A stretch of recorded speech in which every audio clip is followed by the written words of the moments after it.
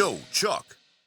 What the chuck is up, YouTube? In this video, I'm going to go over Leetcode 179, largest number. So in this problem statement, we are given an array of numbers and we are tasked with returning the largest possible number we could use or we could create, and it has to be in string form. So a couple things to point out. Notice that although some of these numbers, when converted to strings, are length 1, for instance 5, 9, and 3, we are not just sorting this number by the length of those strings. So yes, 9 and 5 appear in front, but 3 is actually right over here in between 34 and 30. So you can't just sort by the length of the string of the number. The whole goal of this problem is literally just to find the greatest number you possibly can. So the way we're going to do that is use the JavaScript built-in sort method. So before I can even show you a solution, I'm going to explain the sort method. Let's get into it. Here we have an array of names, and we also have an array of numbers. Firstly, I'm going to sort the names using the built-in JavaScript sort method. So I'll say names.sort. I'm not going to pass in a callback function at first. I'm just going to leave it like this. Let's run this code. You can see that it works and it actually sorts the names alphabetically, right? Now let's try doing the same thing without passing in any type of callback function, and let's run the sort method on the nums array. So if I said nums, save that and run the code, notice that the numbers are not sorted. Why is that? That is because we did not pass in a callback function in the parens of the sort method. So what JavaScript is doing under the hood is it's converting all these numbers to string values. So for instance, 1 would become 1.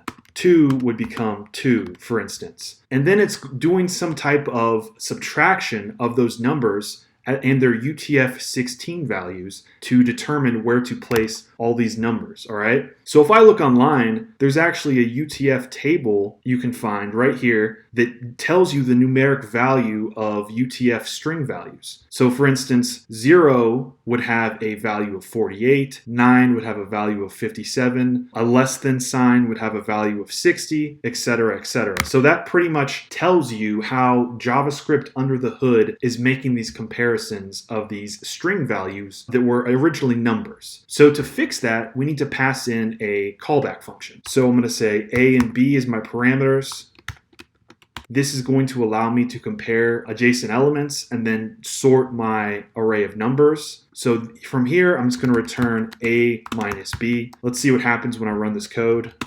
Now the numbers are sorted in ascending order just like we wanted, okay? So what exactly is happening when I subtract A from B? So you have three different scenarios. Scenario 1 is A is going to be greater than B, or greater than 0, I should say. Scenario 2 is the result is going to be less than 0, and scenario 3 is it's going to be equal to 0. So when the number is greater than 0, that would be an instance where you have, let's say A is something like 10 and B is a number like 3. So if I said 10 minus 3, that's going to equal 7. That is obviously greater than 0. So JavaScript knows that we need to make a swap, okay? So it's going to swap 3 with 10, assuming we're sorting for an ascending order. Now, if we were to do a value that was less than 0, so let's try 3 minus 10 this time, and that's going to equal -7. Now the value of A is 3, the value of B is 10. When I subtract them, it's a value less than 0. This is going to tell JavaScript we need to perform a swap or not a swap, I'm sorry, it's going to tell JavaScript it's fine because 3 is in fact less than 10, therefore no swap is necessary. You would only perform a swap as if A was greater than B, right? Because then we would have a value greater than 0 and we need to make a swap. Okay, and then the third scenario, when the result is 0, so imagine 10 minus 10 equals 0, then JavaScript knows, oh, these values are equal, no swap is necessary, I can just go along my day. So those are the three scenarios you're going to come across inside this function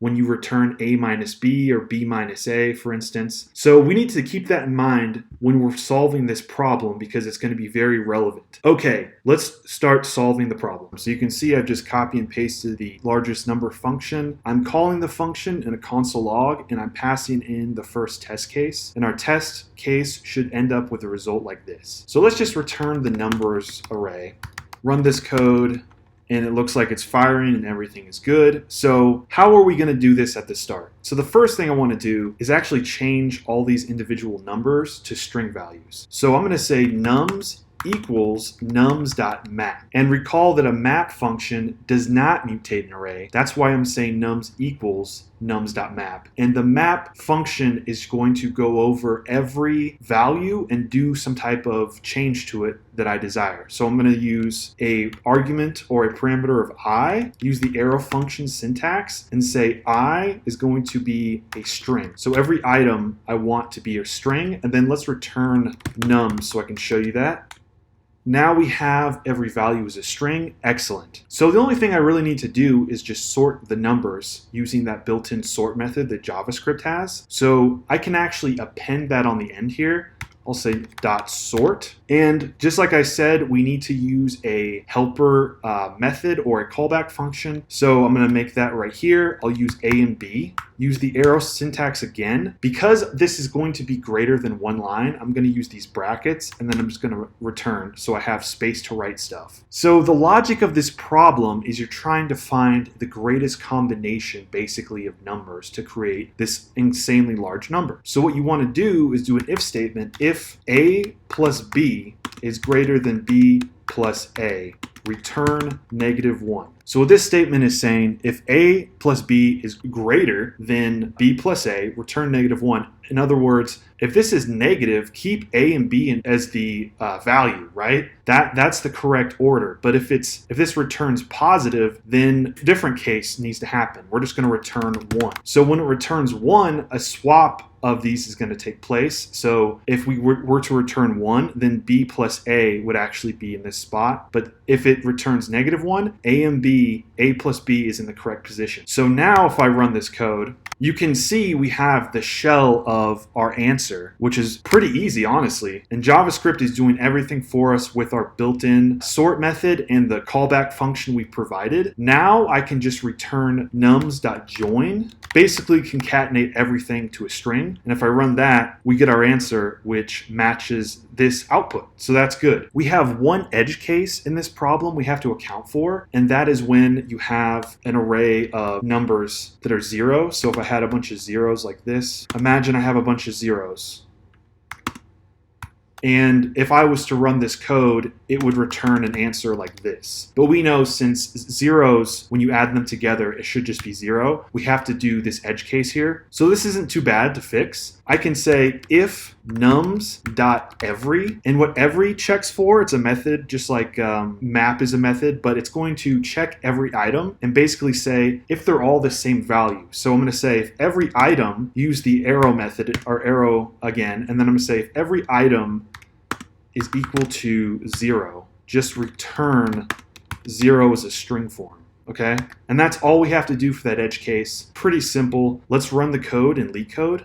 Run this, submit, and it looks pretty good. It works. So what are we doing here again? Remember, we're just checking if A plus B is greater than B plus A. We know to return -1, which means that A plus B is our answer. If this isn't the case, we're going to return 1, which is going to perform a swap. Now B plus A is going to be in front. Okay, so that is basically this problem. It's pretty easy once you understand the sorting logic of the sort method, which is built into JavaScript. I hope you guys enjoyed this video and found it valuable. If you did, please like and subscribe, and I will see you in the next one.